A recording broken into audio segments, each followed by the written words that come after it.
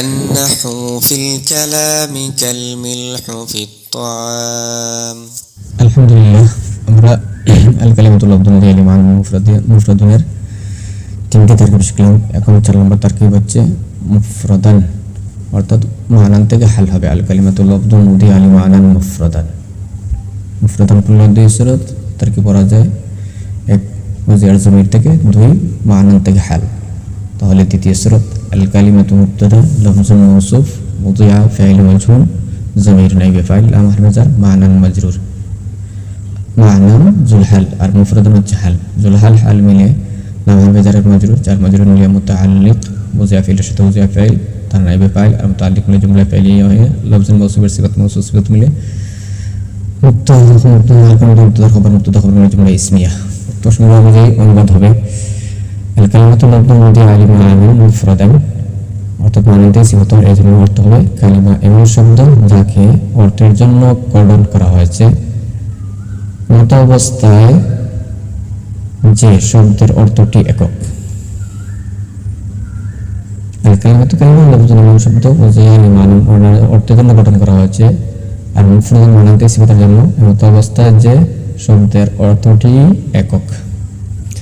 কাইদা তারকিব পূর্বের ন্যায়, অর্থাৎ 1, 2, 3 এর মধ্যে গেছে যেভাবে কাইদা তরজমা পূর্বের ন্যায় 1, 2, 3 এর মধ্যে যেভাবে অতিবাহিত হয় সেইভাবে।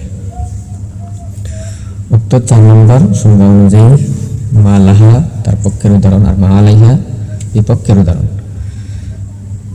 মা লাহার উদাহরণ হচ্ছে জাইদুন জাইদানে জাইদুন নাসিবু বা আল বাক্য, কারণ এই সংজ্ঞা অনুযায়ী কালিমা এমন শব্দ যাকে অর্থের জন্য গঠন করা অর্থটাই একক। অর্থের জন্য গঠন করা হচ্ছে অর্থটাই একক। জাইদুন জাইদানে জাইদুন নাসিবু বা আল বাক্য অর্থের জন্য গঠন করা হচ্ছে এবং অর্থটাই একক, শব্দ একক হোক বা না হোক। আর মা আলাইহা অর্থাৎ তার বিপরীত উদাহরণ হচ্ছে কাইমাতুন বিসরিয়ুন, কারণ এগুলা কালিমা না এই সংজ্ঞা অনুযায়ী, কারণ অর্থ একক হয় না। কাইমাতুনের মধ্যে 2 অর্থ আছে, কিয়াম এবং একজন মহিলা। বিসরিয়ুনের মধ্যে বসরা এবং বসরা বসবাসকারী 2টি অর্থ রয়েছে, সুতরাং এই সংজ্ঞা অনুযায়ী কাইমাতুন বিসরিয়ুন কালিমা নয়।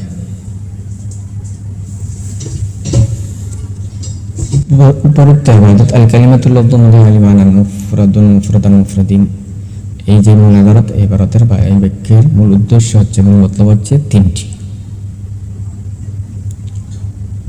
1,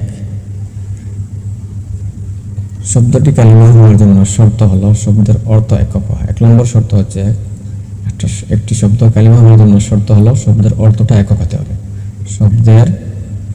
শব্দটি একক হোক অথবা না হোক, অর্থ একক হতে হবে। যেমন জাইদুন আব্দুল্লাহ বা আল বাক্য, এই শব্দগুলোর অর্থ একক। 2 নম্বর শর্ত হচ্ছে বা 2 নম্বর মতলব হচ্ছে শব্দটি কালিমা হওয়ার জন্য শর্ত হলো শব্দটি একক হতে হবে, অর্থ একক হোক অথবা না হোক। প্রথমটা অর্থ একক হতে হবে, শব্দ একক হোক না হোক। আর দ্বিতীয়টা শব্দ একক হতে হবে, অর্থ একক হোক না হোক। যেমন বিসরিয়ুন কাইমাতুন জাইদুন।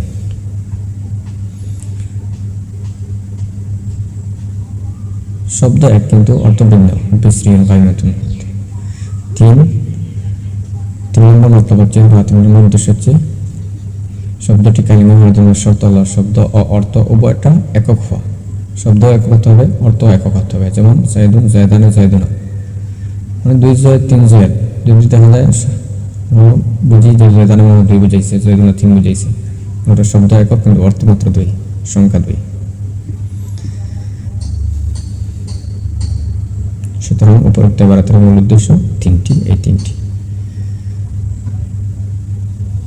বিশেষ দ্রষ্টব্য জ্ঞাতব্য, কিছু এমন শব্দ আছে যা লফজান ও মানান উভয়ভাবে কালিমা হয় না, শাব্দিক এবং অর্থগতভাবে কালিমা হয় না। এমন কিছু শব্দ আছে যেগুলা লফজান ও মানান উভয়ভাবে শাব্দিক এবং অর্থগতভাবে কালিমা হয় না। যেমন 1 সালাসাতু রিজালি, 1 নম্বর যেমন সালাসাতু রিজালিন। 2 নম্বর 11, 3 নম্বর রাজুলুন সালিহুন।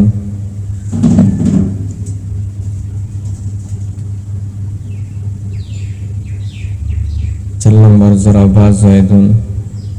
5 নম্বর জাইদুন তিলমিজুন। এই শব্দগুলো কালিমা নয় বরং মুরাক্কাব, কারণ এই শব্দগুলো লফজান ও মানান উভয়ভাবে মুরাক্কাব, কালিমা নয়। তাহলে এমন শব্দ আছে যেগুলো লফজান এবং মানান কালিমা হয় না। তাহলে উপরোক্ত ইবারত অনুযায়ী তার মূল উদ্দেশ্য হচ্ছে তিনটি: কালিমার জন্য শব্দ অর্থ একক বা শব্দ একক অথবা না হোক। 2 নম্বর, কালিমার জন্য শব্দ একক বা অর্থ একক না হোক। 3 নম্বর, কালিমার অর্থ এবং শব্দ উভয় একক হতে হবে।